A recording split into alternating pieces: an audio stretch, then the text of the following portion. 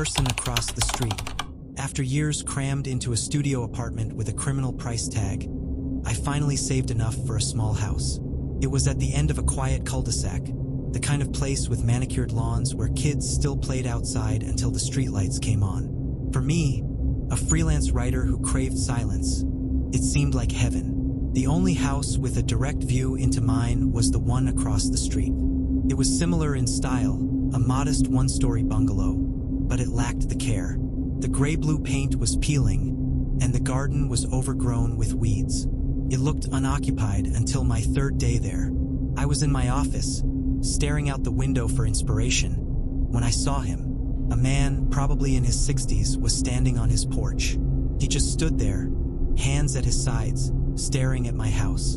He didn't move, didn't wave, just watched. After about 5 minutes, he turned and went back inside. I shrugged it off. He was probably just curious about his new neighbor. But the next day, he was there again. Same spot, same blank stare. This time, I decided to be friendly. I smiled and gave a little wave. There was no reaction. He stood for a few more minutes and then disappeared back into his house. This became a daily ritual. Every day, at some point, he would appear on his porch and watch. His presence began to creep into my subconscious, a low-grade hum of unease. I started pulling the blinds in my office, but that just made me feel like a prisoner. I'd bought this house for space and freedom, not to hide. I asked the mailman about him. "Oh, that's Mr. Blackwood," the mailman said, lowering his voice. "He's a bit of a recluse. His wife passed away a few years back. Hasn't said much to anyone since." A recluse. That explained the lack of communication, but not the staring. My apprehension grew. I felt like I was under a microscope, my every action noted and judged by the silent man across the street. Strange things started to happen. One morning, I went out to get the newspaper and found it not on the driveway where it was usually tossed, but placed neatly on my doormat. Another time, a package was delivered while I was out. Instead of leaving it on the porch, the delivery person had tucked it between the main door and the screen door, a much more secure spot. But how would they know to do that unless someone had told them? I started to question my own sanity. Maybe I was being overly sensitive. Maybe Mr. Blackwood was just looking for some kind of connection in his own clumsy way. I decided to confront my fear head-on. I baked a batch of chocolate chip cookies, the universal peace offering, and walked across the street. As I stepped onto his creaky porch steps, the door opened before I could knock. Mr. Blackwood stood there, taller and thinner than I had thought. His eyes were deep-set and tired. "Hi," I said, my voice aggressively cheerful. "I'm Sarah, your new neighbor. I brought you some cookies." I held out the plate. He looked at the plate, then at me. His expression was unreadable. For a long, awkward moment, he said nothing. I was beginning to regret the entire enterprise. "Thank you," he finally said, his voice a dry rasp from disuse. He took the plate, gave a single nod, and gently closed the door. I stood there, stunned. No invitation in, no small talk. Just a curt thank you and a closed door. As I walked back to my own house, I felt even more unsettled than before. The interaction hadn't soothed my fears. It had only made him more of an enigma. That night, a storm rolled in. The wind howled through the trees, and rain lashed against the windows. The power went out around 10 p.m. I fumbled for candles and a flashlight, trying to tell myself it was just a normal outage. As I sat in the living room, surrounded by the flickering candlelight, I heard a sound. It wasn't the wind or the rain. It was a soft, scraping sound from the back of the house. The sound of a window being pried open. My blood ran cold. I held my breath, listening. There was a rustle, then a soft thud as someone landed on the hardwood floor. Someone was in my house. Panicked, I grabbed my phone and fled upstairs, my feet silent on the carpeted steps. I locked myself in my bedroom and hid in the closet, pulling clothes over myself. My hands were shaking so badly I could barely dial 911. The call connected, but before I could say anything, I heard footsteps on the stairs. They were slow, deliberate. I clapped a hand over my mouth to stifle a sob. The footsteps stopped right outside my bedroom door. There was a long pause, then the creak of the doorknob slowly turning. The door swung open. I could see a large silhouette in the doorway, a shape I didn't recognize. Suddenly, there was a massive crash from downstairs. A splintering sound, followed by a choked cry. The silhouette in my doorway stiffened, then turned and bolted down the stairs. I heard the sounds of a struggle, grunts, heavy impacts, and then a final sickening thud, followed by a dead silence. I stayed in the closet, trembling, for I don't know how long. 10 minutes? An hour? Finally, driven by a fear that was greater than the fear of the intruder, the fear of not knowing what had happened, I slowly opened the closet door. The room was empty. I tiptoed into the hall and looked down the stairs. At the bottom of the staircase, in the dim glow of my flashlight, I saw a scene that will haunt me forever. A strange man was lying face down on the floor, motionless, and standing over him, breathing heavily, was Mr. Blackwood. In his hand was a tire iron. He looked up and our eyes met. The emptiness was gone from his gaze, replaced by an infinite weariness. "I saw him circling," he said, his voice hoarse. "He'd been watching this house for a week, waiting for an opportunity." The wail of police sirens grew in the distance, getting closer. "The plate," he said, nodding towards the door. "It's still on your porch. You should bring it in before it gets wet." The police came and sorted it all out. The intruder was a known felon who had been targeting the neighborhood. Mr. Blackwood had seen him break my back window from his porch. He had called 911 just before he ran across to intervene. The next day, I carried the empty plate back across the street. This time, when Mr. Blackwood opened the door, he stepped back to let me in. Inside, the house was clean but stark, almost empty, as if the life had been drained from it. "I failed to protect my wife," he said quietly, not looking at me. "She was sick. A junkie broke in while I was at work, looking for something to sell. The fright, her heart just gave out." He finally looked at me, and in his tired eyes, I saw a profound grief. "I wouldn't let it happen again. Not on this street. Not to my neighbor." His watching then wasn't a threat. It was a vigil. He wasn't a recluse staring in. He was a sentry watching out. I never felt afraid of the man across the street again. I still see him on his porch sometimes, a silent silhouette. But now I don't pull the blinds. I smile. The new neighbor. My dream was always to own a house with a white picket fence. It's a cliche, I know, but for someone who grew up in cramped, stacked city apartments, it represented peace, space, and stability.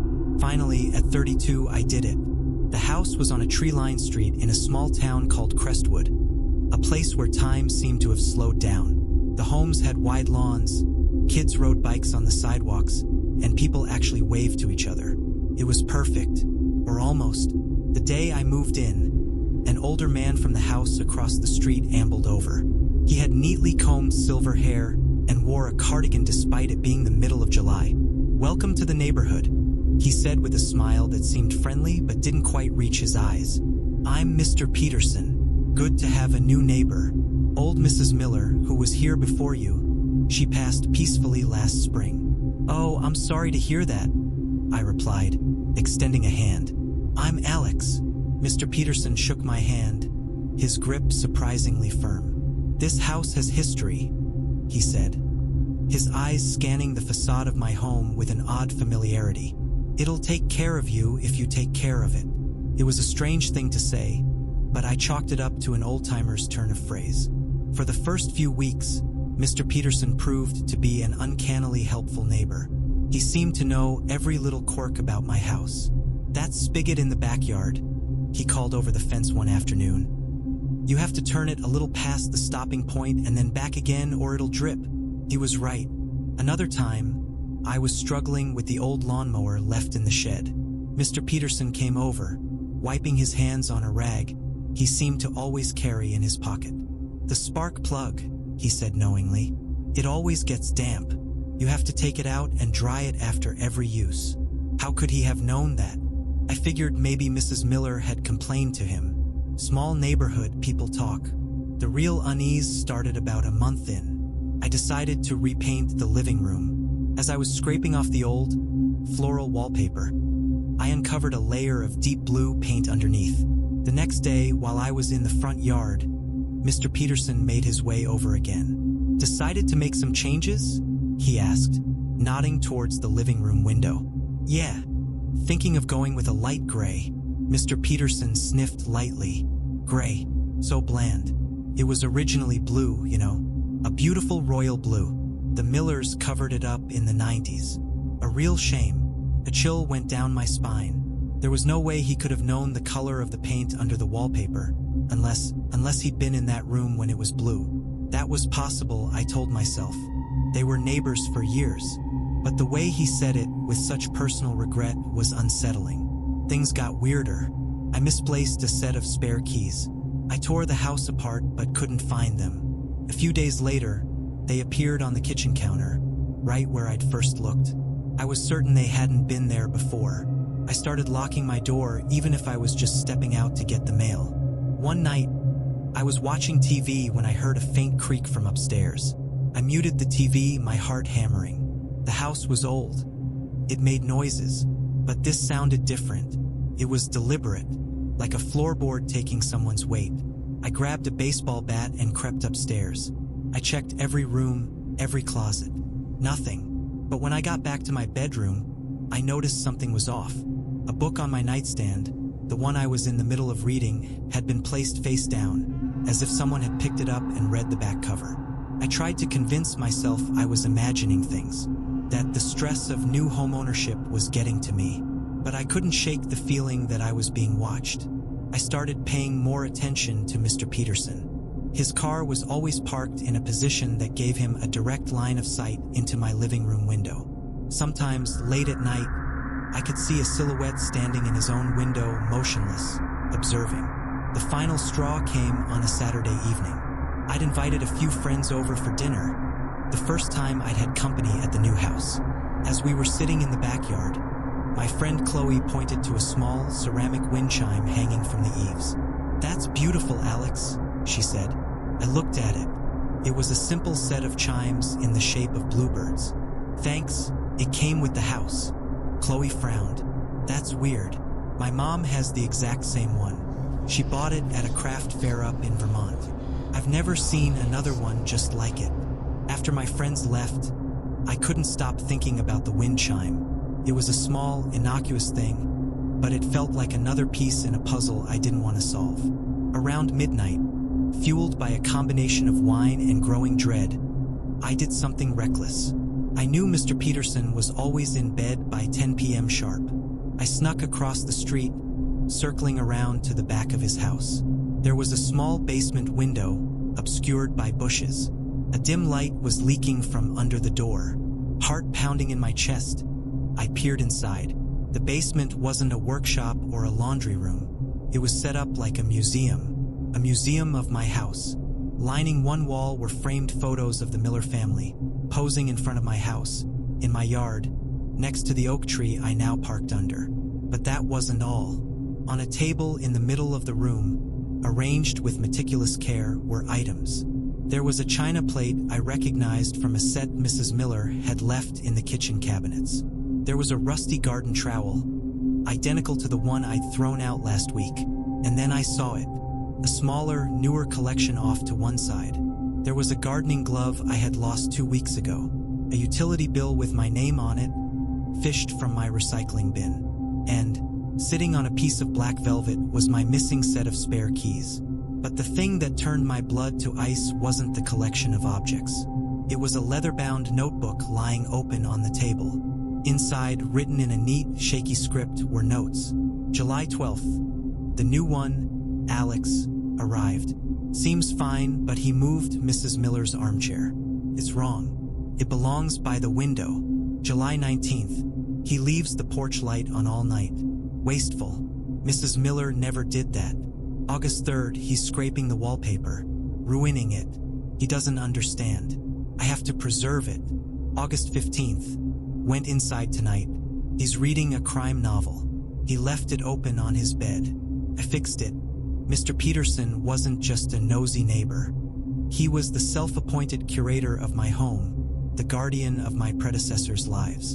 And now he was documenting mine, fixing my small deviations from the past. The creak upstairs, the moved book, the lost keys. It was all him. He'd been in my house. How many times? I stumbled back from the window, nausea rising in my throat. When I turned, I nearly screamed. Mr. Peterson was standing at the corner of his house, in the shadows, just a few feet away. He wasn't wearing his cardigan, just a white undershirt, and in the dim moonlight, his eyes were vacant and cold. He was holding something in his hand, the rusty garden trowel. He didn't say a word. He just looked at me, and in that gaze, I saw a deep, horrifying disappointment, like I was an exhibit in his museum that had been put back in the wrong place. I didn't wait to see what he would do next. I ran. I sprinted across the street, fumbled my way inside, and slammed every lock I had. I called the police, my voice an uncontrollable tremor. They came and they spoke to Mr. Peterson. He calmly denied everything, saying he was just an old man looking out for his new neighbor's property. But they saw the basement. I sold the house 2 months later at a loss. I couldn't stay. Every creak of the floorboards, every rustle of leaves outside, I thought it was him. My dream of a white picket fence had become a nightmare. I moved back to the city. Here, the walls are thin and you can hear your neighbors, but at least you know where they are. And you know they aren't watching you, cataloging your life, waiting to fix your mistakes. The dinner invitation.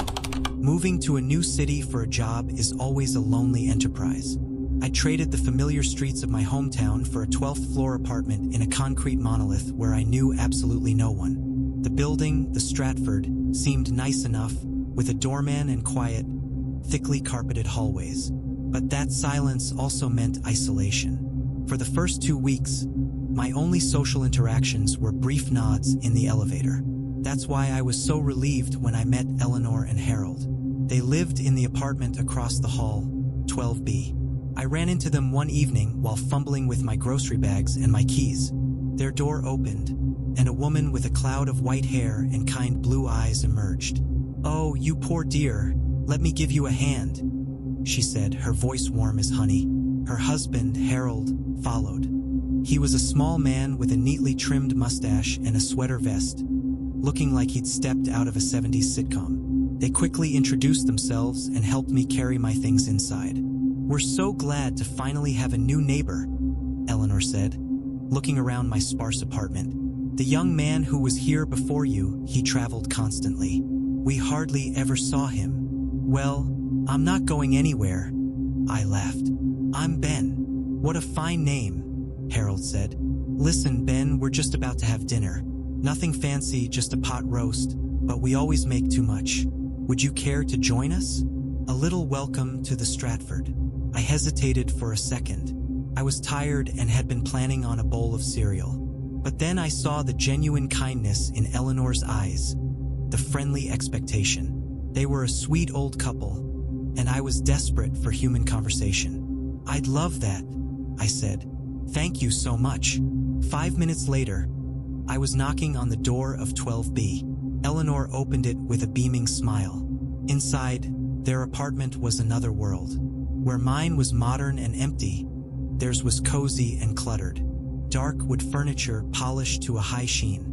Lace doilies draped over the arms of chairs. The air smelled of cinnamon and something else, a sweet, almost floral scent I couldn't place. Dinner was delicious. The pot roast was rich and flavorful, and they kept insisting I have second and third helpings.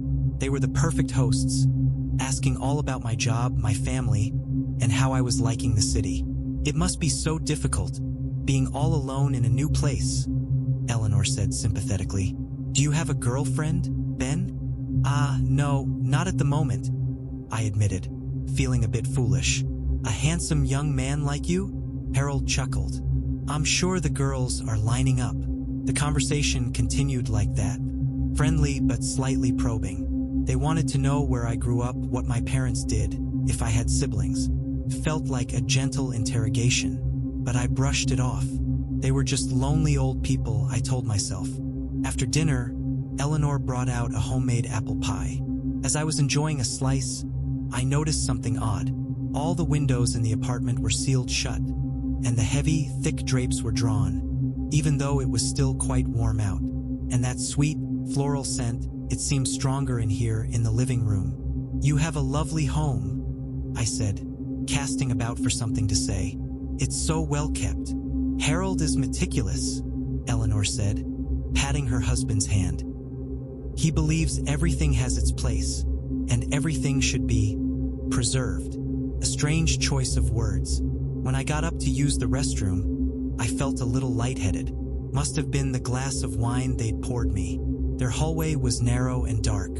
On my way, I passed a closed door at the very end of the hall. It looked different from the others, made of thick metal and sporting a large, modern deadbolt. In the bathroom, I looked in the mirror. My pupils seemed a little dilated. I felt a slight fog creeping over my mind. When I came out, instead of going right back to the living room, a morbid curiosity got the better of me. I stopped at a small glass cabinet in the hall. Inside were little porcelain figurines and a few old photo albums. Without thinking, I reached for the top one. It was thick and leather-bound. I opened it. The first page held a black and white photo of a much younger Eleanor and Harold, standing next to another young man. Underneath, a caption read, "Michael, 1978. I turned the page. Another photo, this one faded color, of them with a different young man. "David, 1985. Page after page. "James, 1991. "Robert, 1999. "Daniel, 2008. "Kevin, 2017. All young men, all alone in the photos with the old couple. My stomach lurched. Kevin. The name was familiar. Where had I seen it? And then it hit me. A flyer on the bulletin board of a coffee shop nearby. A college student who had gone missing last year. His name was Kevin. I slammed the album shut. The lightheadedness was now a cold, creeping dread. The pot roast. The wine. That sweet smell. What was it? It was like formaldehyde from biology class. "Is everything all right, Ben?" Eleanor's voice came from right behind me. I spun around. She was standing at the entrance to the hall, her smile gone. Her kind eyes were now sharp and cold. Harold appeared beside her. I'm not feeling well," I stammered, backing away. "I think I should go home." "Oh, we don't think so," Harold said, his voice low and firm. "Dinner isn't over. You haven't seen the guest room." He nodded towards the metal door. "We prepared it especially for you," Eleanor added, taking a step towards me. "We so hate to be lonely, and we find that young men like you do too. We just want to keep you company." Panic set in. I made a dash for the front door, but Harold was faster. He blocked my path. For a small man, he was incredibly strong. I could feel the effects of whatever drug they'd given me getting stronger, my limbs feeling heavy. "You'll like our collection, Ben," Harold whispered, his breath smelling of pot roast and apple pie. "You'll make a perfect addition." With a final surge of adrenaline, I shoved him hard. He stumbled back, crashing into the glass cabinet. Porcelain figurines shattered on the floor. Seizing the chance, I turned and twisted the doorknob. Locked. Of course, it was locked. I saw the two deadbolts I hadn't noticed before. Eleanor was screaming something. I fumbled with the first lock. My hands were shaking and clumsy. Harold was getting to his feet. I got the first lock. I turned the second. Clicked open. I threw the door open and stumbled out into the common hallway, falling flat on the carpet. "Help!" I croaked, my voice hoarse and weak. "Help me!" The door to 12B slammed shut behind me. I heard the bolts slide home. I looked up to see another neighbor's door crack open, a frightened face peering out. Then everything went dark. I woke up in a hospital. A police officer explained it all. The metal door didn't lead to a guest room. It led to a modified, sealed, and temperature-controlled bedroom. Inside, they'd found them. Michael, David, James, and the rest. They were all there, perfectly preserved in their beds, as if they were just sleeping. Eleanor and Harold had been collecting lonely tenants for over 40 years, slowly poisoning them with a mix of sedatives and preservatives in their food, before moving them to their guest room. The sweet smell was the scent of embalming chemicals, masked by pots of roast and baking pies. I moved out as soon as I was released from the hospital. I broke my lease and never looked back. I live in a noisy neighborhood now, where you can hear your neighbors' arguments and their music is too loud.